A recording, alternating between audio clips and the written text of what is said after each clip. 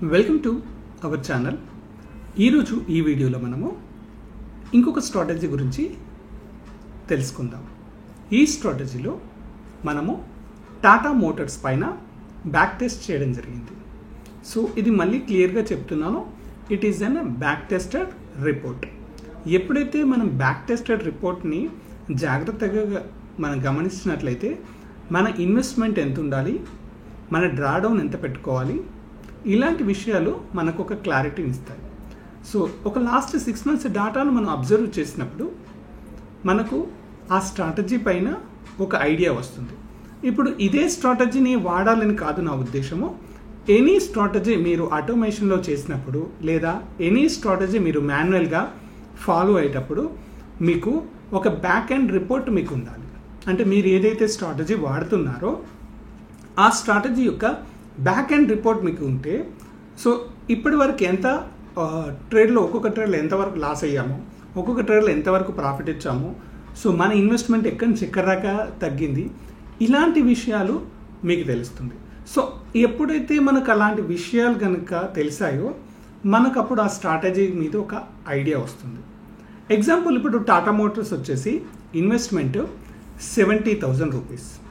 So 70,000కు మనం ఒక ఫ్యూచర్లో ట్రేడింగ్ చేసుకోవచ్చు. దీని లాట్ సైజ్ వచ్చేసి 550.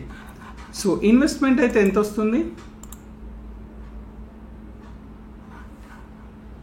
సో లాట్ సైజ్ వచ్చేసి 550. అంటే ఒక్కసారి ఫ్యూచర్లో కనుక మనం బై చేస్తే మనకు దాని క్వాంటిటీ వచ్చేసి 550 రూపీస్ ఉంటుంది.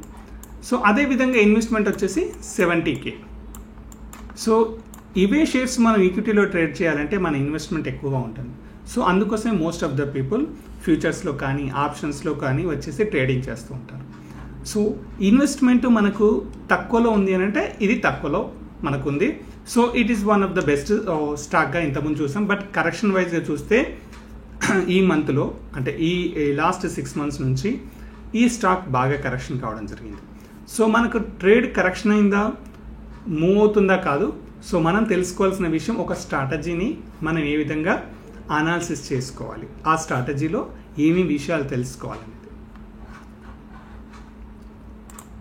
సో రైట్, ఈ స్ట్రాటజీని ఒకసారి నేను బ్యాక్ టెస్ట్ చేశాను.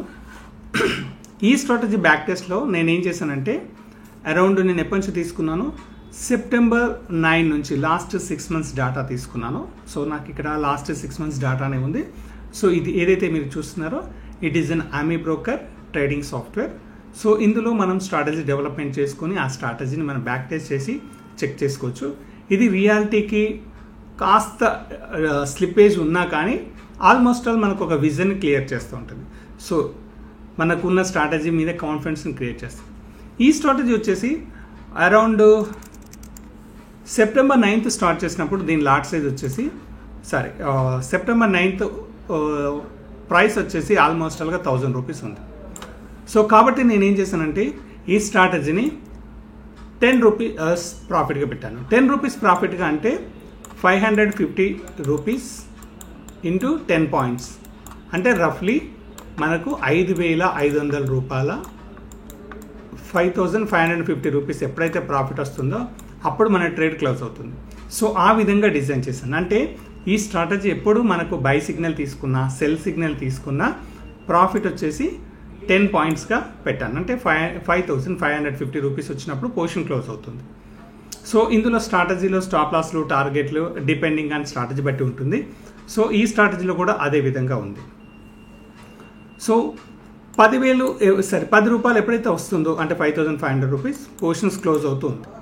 సో ఈ విధంగా టిల్ డేట్ లాస్ట్ 6 months కనుక మనం గమనించినట్లయితే ఇందులో మనకు 186 పాయింట్స్ ప్రాఫిట్ వచ్చింది. ఎంత?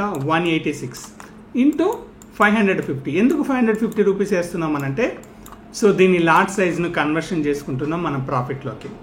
సో ఒక్కసారి కనుక క్యాల్కులేటర్లో చూసినట్లయితే 550 ఇంటూ ఎన్ని పాయింట్స్ వచ్చాయి? 186 పాయింట్స్ వచ్చాయి. సో 1,02,300 రూపీస్ ఓవరాల్గా మనకు ప్రాఫిట్ రావడం జరిగింది. అండ్ ఇక్కడ వచ్చేసి డ్రాడౌన్ ఎన్ని చూపించింది? 63 పాయింట్స్ డ్రాడౌన్ చూపించింది. అంటే 63 పాయింట్స్ మేబీ మనం ఎప్పుడన్నా ఉంటే లాస్ట్లో ఉండొచ్చు అని చెప్పేసి చూపిస్తుంది ఈ స్ట్రాటజీ. సో 34,000 అంటే ఒక 35,000 రూపాయలు మనము ఈ స్ట్రాటజీ కోసం పెట్టుకోవాలనేసి ఇప్పుడున్న బ్యాక్ టెస్ట్ ప్రకారంగా ఇది చూపిస్తుంది. మేబీ ఫర్దర్గా కొన్ని సందర్భాల్లో ఇది పెరగచ్చు, తగ్గచ్చు. అంటే 63ది కాస్త 70కి వెళ్ళొచ్చు, ఆర్ 75 కూడా వెళ్ళొచ్చు. సో ఎందుకంటే మనం లాస్ట్ 6 మంత్సే చేసాం కాబట్టి. కానీ డ్రాడౌన్ ఒక్కసారి గుర్తుపెట్టుకోండి, ఒక్కసారి ప్రాఫిట్లోకి వచ్చిన తర్వాత మీ అకౌంట్ మళ్ళీ లాస్లోకి వెళ్ళడానికి చాలా టైం పడుతుంది. సో కాబట్టి ఒక స్ట్రాటజీని స్టిక్గానై ట్రేడింగ్ చేయడం మనకు పర్ఫెక్ట్ ప్రాఫిటబుల్ ఇస్తుంది. అండ్ బ్రోకరేజ్ పాయింట్ ఆఫ్ అంటే ట్రేడ్స్ ఎన్నాయి? 53 ట్రేడ్స్ మనకు ప్రాఫిట్లో వచ్చాయి. అండ్ 41 ట్రేడ్స్ వరకు మనకి లాస్లోకి వెళ్ళాయి. అంటే ఓవరాల్గా మనకి ఎన్ని ట్రేడ్స్ వచ్చాయి? సో 94 ట్రేడ్స్ వచ్చాయి. సో 94 ట్రేడ్స్ మనం బ్రోకరేజ్ పాయింట్ ఆఫ్ క్యాలిక్యులేట్ చేసుకుంటే అరౌండ్ 250 రూపీస్ వరకు బ్రోకరేజ్ ఛార్జెస్ వెళ్తాయి. సో ఇందులో ఏంటంటే turn over and lot size బట్టి దీని బ్రోకరేజ్ పాయింట్ ఆఫ్లో పర్ ఆర్డర్ 20 రూపీస్లో క్యాల్కులేషన్ చేయడం జరిగింది. సో రఫ్లీ 100 ట్రేడ్స్ ఇంటూ 250 రూపీస్ వేసుకున్నా కూడా మనకు రఫ్లీ 25,000 రూపీస్ మనకు బ్రోకరేజ్ ఛార్జెస్ వెళ్ళిపోయాయి. సో 25,000. సో మనకు వచ్చిన 1 lakhలో 25,000 వెళ్ళినా కూడా 75,000. అంటే దీని ఇన్వెస్ట్మెంట్ అఫీషియల్గా 70,000 రూపీస్. మనకు అన్ని ఛార్జెస్ పోను ప్రాఫిట్ చూపించింది 75. అంటే రఫ్లీ 6 మంత్స్లో మనకి డబుల్ ఇచ్చినట్టు. కానీ ఈ స్ట్రాటజీని ఎప్పుడైనా చేసే ముందు మనం చేయాల్సిన పని ఏంటంటే ఆ స్ట్రాటజీ ఇన్వెస్ట్మెంట్ ఎంత, ఫస్ట్ చూడాల్సింది స్ట్రాటజీ ఇన్వెస్ట్మెంట్ ఎంత. 70,000 ఎప్పుడు మీ అకౌంట్లో ఉంటే ట్రేడ్ పడుతుంది. సో 70,000 తగ్గకుండా చూసుకోవాలి. సో డ్రాడౌన్ ఎంత కనబడింది? 60. ఓకే, అంటే ఇంకొక 30,000. So 70 + 30 1 lakh.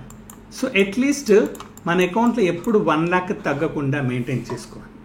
సో 1 lakh తగ్గకుండా మెయింటైన్ చేసుకోగలిగినప్పుడు మనం ఈ స్ట్రాటజీని లైవ్లో ట్రేడింగ్ చేసినప్పుడు కాస్త ధైర్యంగా ఉంటుంది. సో ఎప్పుడు 1 lakh తగ్గకుండా, ఎందుకు 70,000 కదా అంటే 70,000 ట్రేడ్ పడడానికి మీకు ఎక్స్ట్రా బఫర్ పాయింట్స్ కంపల్సరీ పెట్టుకోవాలి. ఏ స్ట్రాటజీ అయినా డ్రాడౌన్ ఎంత ఉందో తెలుసుకొని ఆ డ్రాడౌన్ను మనం బఫర్ అమౌంట్గా పెట్టుకొని ట్రేడ్లోకి దిగితే మనకి ఇబ్బంది ఉండదు. సో ఇది ఈ స్ట్రాటజీలో ఉన్న ఇన్ఫర్మేషన్. సో ఎనీ స్ట్రాటజీ మీరు చేసినప్పుడు బఫర్ పాయింట్స్ పెట్టుకొని ట్రేడింగ్లోకి ఎంటర్ కండి. So thank you. ఈ స్ట్రాటజీకి సంబంధించి ఏదైనా ఇన్ఫర్మేషన్ కావాలంటే కాల్ బ్యాక్ చేయండి. సో కొత్తగా వచ్చిన వాళ్ళు సబ్స్క్రైబ్ చేసుకోండి. థ్యాంక్ యూ అండి.